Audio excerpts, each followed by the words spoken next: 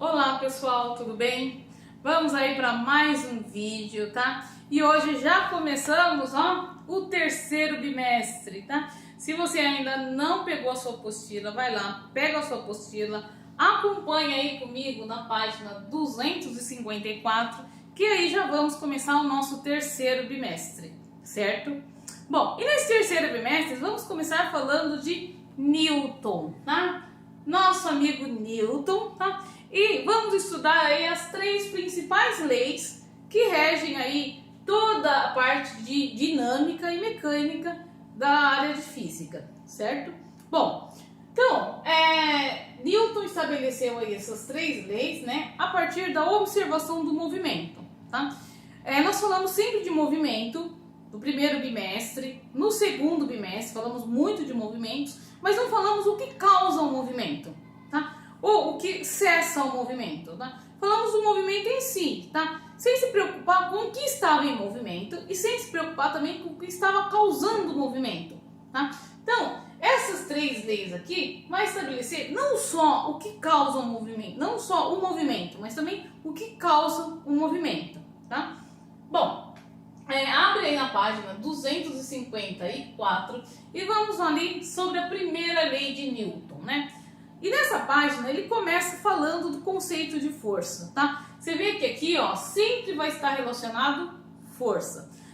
Força é quando você realmente empurra alguém, quando você tem algum contato com alguém e faz uma força, empurra, e você induz o movimento, tá? A força serve para isso, para induzir um movimento, tá? Seja um movimento pequenininho, como um aperto de mão, né? Ou com um movimento grande, como um carro, por exemplo, que precisa de uma força para se movimentar, tá? Força é sempre medida em Newton, tá? Em homenagem aí ao nosso amigo Newton, tá? E a força, um Newton de força equivale a você movimentar a massa de um objeto a uma aceleração de 1 metro por segundo ao quadrado, tá? Então, a ideia de força vai estar relacionada a essas três leis e é medida em Newton, tá?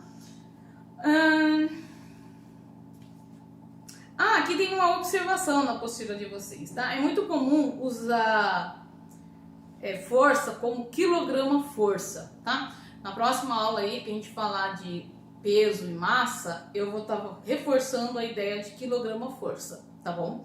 Mas na apostila, o tempo inteiro ele usa Newton como unidade de medida, tá bom? Há dois tipos de força, tá? A força de contato, que você precisa pegar, né, alguma coisa. Eu preciso pegar no meu livro, encostar para ele se movimentar, tá? E a força de campo, tá? Que você não precisa tocar, como por exemplo dois ímãs, né? Dois ímãs não precisa se tocar um no outro para você gerar um movimento de um deles, tá?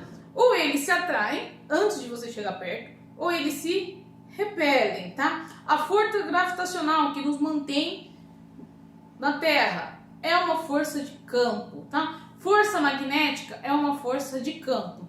Vamos estudar isso mais para frente, tá? E em relação às leis de Newton, tá? A primeira lei é a inércia, tá? Além da inércia, tá um enunciado aqui na apostila de vocês que eu vou ler aí com você, né? Tá uma definição. Fala que todo corpo permanece em repouso ou em movimento retilíneo uniforme, a não ser que atue sobre ele uma força externa diferente de zero. Bom, vamos pensar aqui um pouco. O que significa isso, né? Por exemplo, eu tenho aqui uma garrafa de água, ó. Tem uma garrafa com água, tá? Essa garrafa, ela estava aqui em cima da minha mesa, tá? Essa garrafa, ela só vai se movimentar se eu fizer uma força para tirar ela da mesa. Eu preciso ir lá, encostar nela, fazer uma força de contato para que ela saia da mesa e venha aqui até a minha mão, tá? Todo o corpo tende a permanecer em repouso. Se nenhuma força encostar nele, ele vai continuar ali parado para sempre, tá? Se houver uma força, uma vez que ele está em movimento, uma vez que eu coloco ele em movimento, eu também preciso fazer uma força para colocar ele de volta na mesa. Eu preciso pegar uma força para levantar e uma força para colocar de volta na mesa, tá? Quando você começa a correr, você precisa fazer uma força para você correr, tá? Uma vez que você está correndo, você precisa de uma força para parar, tá? Você precisa aí fazer uma força para poder aí parar. Um carro, por exemplo, eu usei muito exemplo de carro, né, no bimestre passado, né? Um carro, para ele começar a se movimentar, ele precisa lá acionar o motor, né? Fazer força no motor, né? E se locomover. Uma vez que ele está em movimento, para ele parar, ele precisa usar uma força nos freios, né? Ele precisa acionar os freios e ir reduzindo aí a aceleração até parar, certo? Bom, aqui dá dois exemplos, ó. Um exemplo aqui tá do Cebolinha, né? Que ele puxa a toalha da mesa, mas sem mexer nos copos que tá na mesa, tá? Porque os copos ele tende a ficar parado na mesa, tá? Enquanto que ele puxou, só foi a toalha, tá? Ele não puxou os pratos, os copos que estão na mesa, né? Isso nem sempre dá certo, né? Porque aí outras forças, como o atrito, ocorre, que nós vamos estudar mais pra frente, tá? Um outro exemplo tá aqui, ó. Tá o nosso amigo aqui em cima do skate, tá vendo? E o skate bateu numa pedra, tá?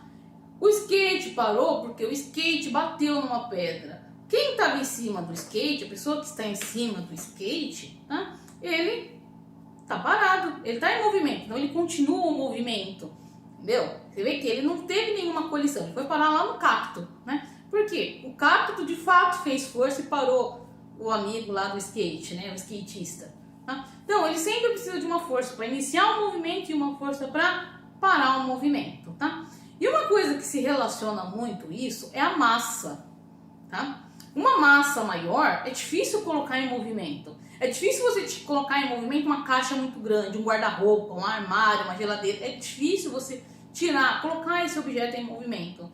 Porém, uma vez que ele está em movimento, que ele está caindo para você, é difícil parar também. É difícil você colocar um caminhão em movimento. E uma vez que ele está em movimento, é difícil ele parar. Porque a massa, ó, vai influenciar muito, tá? Geralmente, quase todos os objetos que se fala das 3 leis de Newton, ele fala da massa. Massa é a quantidade de matéria do seu corpo, a quantidade de matéria que tem no seu corpo. Essa matéria, ela tem uma resistência a ficar parado ou tem uma resistência a ficar em movimento, certo? Um exemplo muito comum, que acontece sempre comigo. Sabe quando se está no ônibus, né? E sempre acontece comigo quando eu estou no ônibus. E o ônibus freia, tá? E a pessoa é jogada para frente. É muito comum isso acontecer, tá? Porque você está em movimento com o ônibus. Os dois estão em movimento em relação à rua. Uma vez que o ônibus freia, seu corpo tende a continuar em movimento. Por isso que você geralmente é jogado para frente, porque você continua ainda em movimento, tá? Essa é a primeira lei. A segunda lei está na página 256, tá? E fala da força resultante, tá? A força resultante é igual a massa vezes a aceleração. Essa fórmula aqui é a fórmula fundamental da dinâmica. Quer dizer, todas as fórmulas aí que virão aqui para frente vão ter essa aqui como base, tá? Aqui eu deixei um exemplo de força resultante, tá? Aqui eu coloquei um objeto, não coloquei a massa dele por enquanto, e coloquei aqui, ó, 2 forças, tá? Por quê? Quando fala em força resultante, não fala numa única força que está atuando sobre o objeto, tá? Fala de um resultado de forças, tá? Quer dizer, o resultado dessas forças, tá? Então aqui, ó, você está puxando, e lembra que eu fiz uma revisão e falei com vocês de vetores? Por causa disso aqui, ó, tá?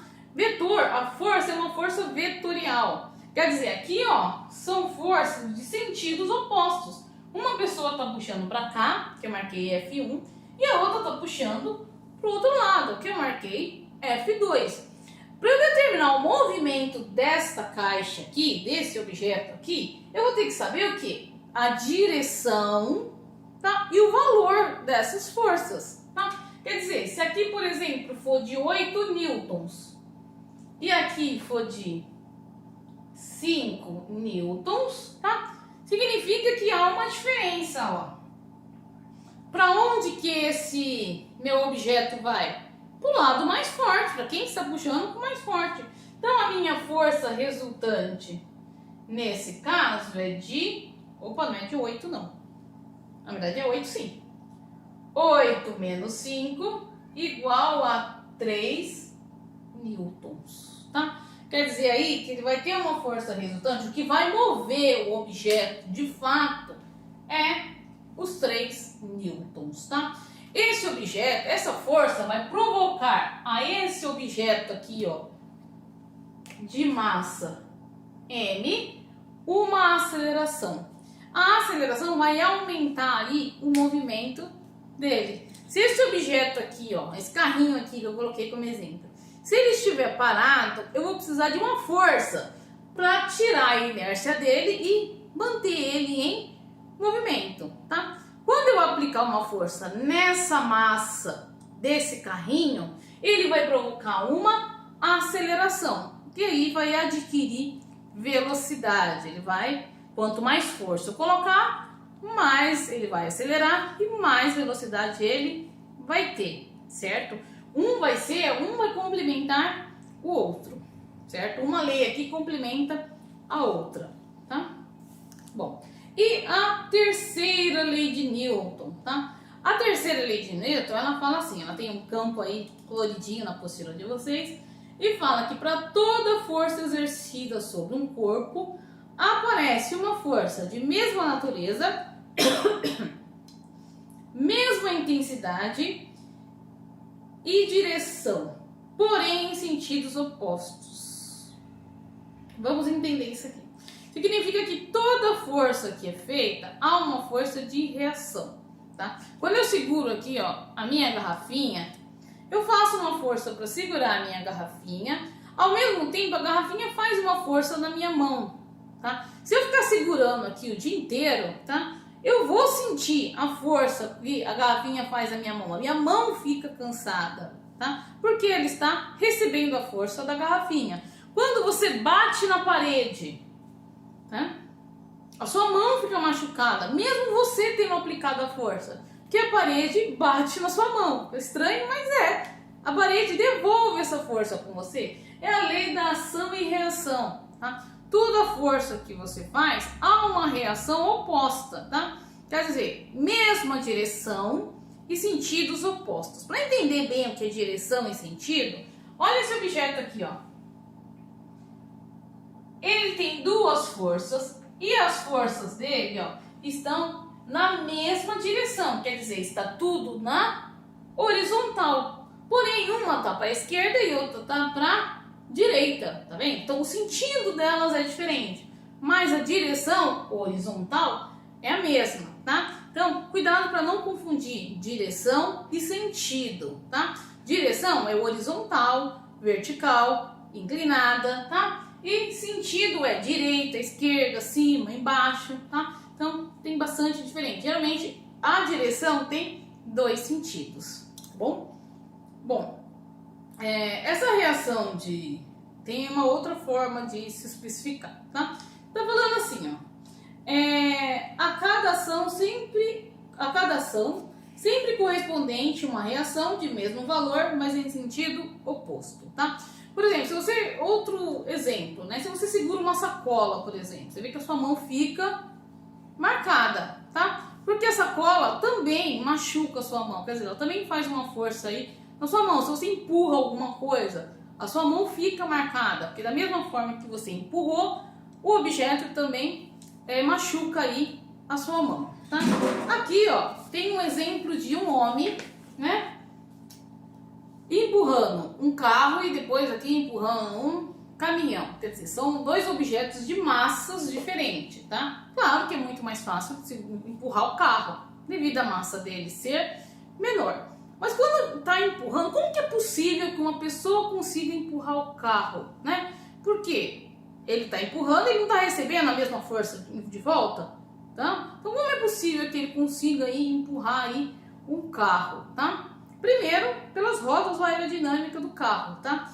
E segundo, porque as forças, elas nunca são aplicadas no mesmo objeto, tá? Quando eu seguro a minha garrafinha, Eu consigo fazer um movimento com a garrafinha, mas a garrafinha não consegue fazer um movimento em mim, porque são corpos diferentes. A garrafinha precisava fazer um movimento de muita intensidade para fazer com que eu me mova. Eu espero que tenha ficado um pouquinho claro, né? Quer dizer, é muito mais fácil eu empurrar o meu carrinho do que empurrar a minha garrafinha, tá? Porque elas têm massas diferentes, tá? Então, a ação e reação sempre vai ser em corpos diferentes, tá? Em objetos diferentes, tá? Imagina aqui, por exemplo, ó, deixa eu voltar aqui, ó. Imagina aqui, ó, que esse cacto fosse bem resistente. O menino aqui ia bater no cacto, né? E ia cair, ia ser jogado para frente de novo, tá? Porque aí há sempre uma força de ação e reação, porém em corpos separados, né? Em corpos distintos. A pessoa não recebe toda a mesma força. São em massas e em corpos separados, tá? Bom, eu fiz alguns exercícios com vocês, tá? Vou fazer aí 2 exercícios só, que são bem rapidinhos, tá? E o exercício que eu vou fazer vai ser o exercício número 2 da página 258. Então, ó, anotem aí, na página 258, o exercício 2, tá? E esse exercício, ele está falando assim, tá? Vou fazer alguns e vocês vão fazer os outros, tá? Bom, esse exercício fala aqui. Fala que o Homem-Aranha consegue parar um trem, né? Consegue parar. Tem um filme do Homem-Aranha aí que o Homem-Aranha consegue parar um trem. E ele consegue parar o trem em 60 segundos, né? O trem aí estava com uma velocidade de 72 km por hora e tinha uma massa, quer dizer, o trem é bem grande, né? Então tem uma massa de 30 mil quilos. Então vamos colocar o que o meu exercício me fala, tá? Primeiro que ele fala que está com uma velocidade de 72 km por hora. Se eu transformar, vai ficar 20 metros por segundo, certo? Bom, fala que o Homem-Aranha demorou um tempo de 60 segundos para parar o trem. E o trem tem uma massa de 30 mil quilos. Essa é a massa aí do meu. Esses são os dados do meu exercício. E o que ele está perguntando? Tá? Ele pergunta qual foi a força resultante que o Homem-Aranha tem. Qual foi a força que ele teve que fazer para parar o trem? Tá? Então, força resultante igual a massa vezes a aceleração. Força resultante, minha massa aqui, ó, é de 30 mil quilos. E a minha aceleração? Vocês lembram dessa fórmula aqui, ó? A aceleração igual a velocidade pelo tempo. Eu tenho a velocidade e tenho o tempo. Eu coloquei para segundos, ó, para os dois ficarem iguais, tá? Então, vai ficar vezes 20 dividido por 60, tá? Força resultante, 30 mil vezes 20, dá 6, 1, 2, 3, 4, 5 zeros. 3, 4, 5 zeros dividido por 60. Corta aqui e aqui. Força resultante igual a 1, 1, 2, 3, 4. 1, 2, 3, 4 newtons. Tá? Anotem aí na apostila de vocês essa resposta. E a alternativa correta é a alternativa A. Tá? Essa é a alternativa aí desse exercício. O outro que eu vou fazer com vocês, tá? Falei que eu ia fazer 2. O outro está aí na página 260, é o exercício 12, tá? No dia que nós fizemos a nossa aula ao vivo, eu fiz outros exercícios, tá bom? Por isso que é muito importante vocês estarem atentos aí às aulas ao vivo, tá? Para ter acesso aí à solução de mais exercícios, tá bom? Então eu vou fazer o da página 260, o exercício 12. Ele é pequenininho, então ele dá para caber aqui mesmo, tá? Então, vamos lá, né? O exercício aqui, ó, deixa eu só virar aqui para ficar mais fácil, tá? O exercício aí tá na página 260 e é o 12, né? E ele pergunta aí qual é, né, a força resultante. Se por acaso ele fizer uma força, né, em um objeto que a massa seja 2 vezes m e A seja igual a 3A. Então, ó, deixa eu pegar aqui. Força resultante igual a massa vezes a aceleração.